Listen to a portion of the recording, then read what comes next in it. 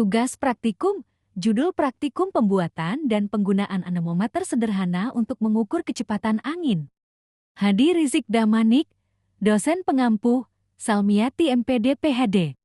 Anemometer adalah alat yang digunakan untuk mengukur kecepatan angin dan, dalam beberapa jenis, juga arah angin. Kata anemometer berasal dari bahasa Yunani anemos yang berarti angin. Alat ini pertama kali dikembangkan oleh Lian Battiste Alberti pada abad ke-15 dan telah menjadi salah satu instrumen penting dalam meteorologi, penerbangan, kelautan, serta penelitian lingkungan.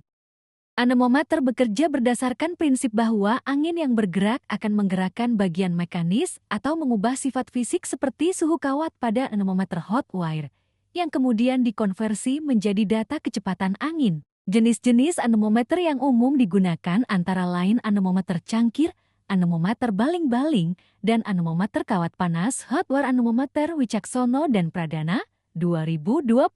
Puspitasari An al. 2021. Tujuan praktikum. Tujuan 1. 01. Untuk membuat alat ukur kecepatan angin, anemometer sederhana dari bahan-bahan mudah didapat. Tujuan 2. 02. Mempelajari cara penggunaannya dalam mengukur kecepatan angin berdasarkan jumlah putaran dalam waktu tertentu. Alat dan bahan.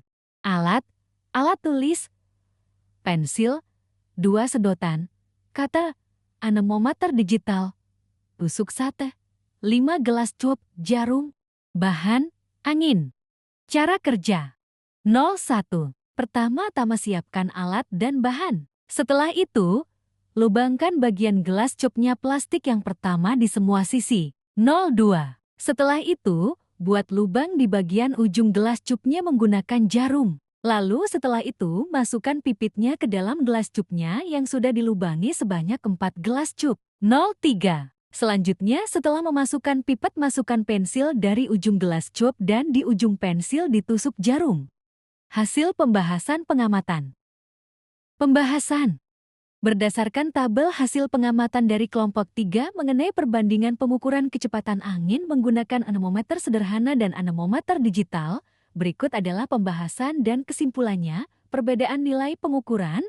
Terdapat perbedaan cukup signifikan antara hasil pengukuran kecepatan angin dengan anemometer sederhana dan digital. Anemometer digital cenderung menunjukkan nilai yang lebih tinggi dibandingkan anemometer sederhana pada semua rentang waktu.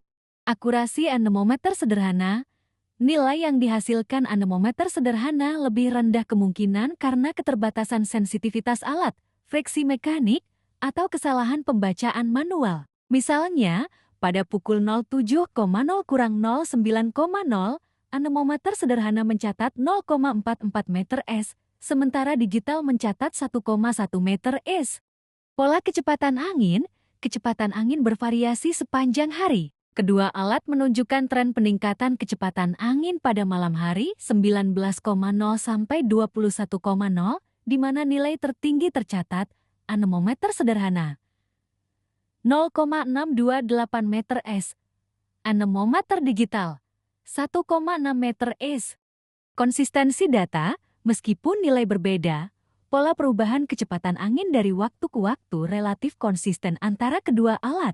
Ini menunjukkan bahwa anemometer sederhana masih dapat digunakan untuk mengamati tren umum, walaupun tidak terlalu akurat secara kuantitatif. Kesimpulan.